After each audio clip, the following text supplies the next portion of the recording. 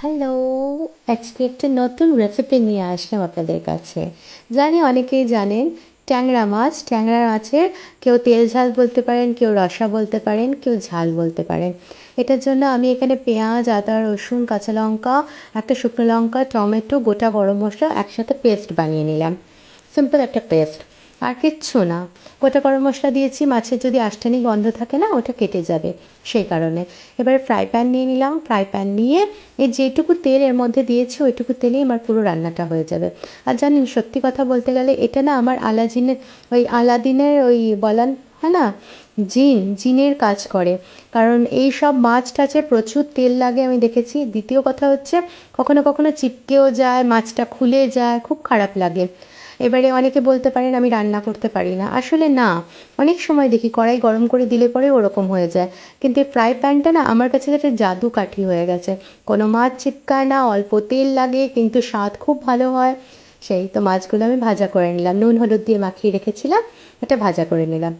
এবারে simple procedure, কিচ্ছু করব না। এর মধ্যে একটুখানি কালো জিরা ফোড়ন দেবো। আপনারা চাইলে এর পাশে কাঁচা লঙ্কা আবার দিতে পারেন, ফাটিয়ে বা চিড়ে দিতে পারেন। আমি এখানে আর দেবো না, আমি শুধু কালো জিরাটা ফোড়ন দিয়েছি। নাড়িয়ে চাড়িয়ে নিচ্ছি, এবারে মশলাটা দেবো। আর মশলাটা দেওয়ার পরে আমি কিছু গুঁড়ো মশলা দেবো। তো অন্য সময় জিরা ধনের গুঁড়ো দিই, আজকে জিরা ধনের গুঁড়ো দেবো না। আজকে শুধু ওই বাটা মশলাটা যেটা করেছি। আবারও বলে দিচ্ছি, পেঁয়াজ, আদা, রসুন, কাঁচা লঙ্কা, টমেটো আর গোটা গরম মশলার মধ্যে দারচিনি, লবঙ্গ, এলাচ দিয়েছি। আর এখানে একটু কাশ্মীরি মির্চ, হলুদ, নুন আর চিনি স্বাদ মতো দিয়ে ভালো করে কষিয়ে ঢেকে দিয়েছিলাম যাতে জলটা একটু মরে আসে। জলটা প্রায় কমে এসছে। এরপরে এর মধ্যে মাছগুলো দিয়ে দেবো। এবারে অল্প রান্না করছি কারণ আমি আর প্রিয়াংশু খাবো এখন, মানে আমি আর আমার ছেলে। হাজব্যান্ড তো রাত্রে এসে যা খাবে ডিনার, ওর জন্য অল্প থাকবে আর অন্য কিছু বানিয়ে দেবো। তাই সিম্পলভাবেই করছি।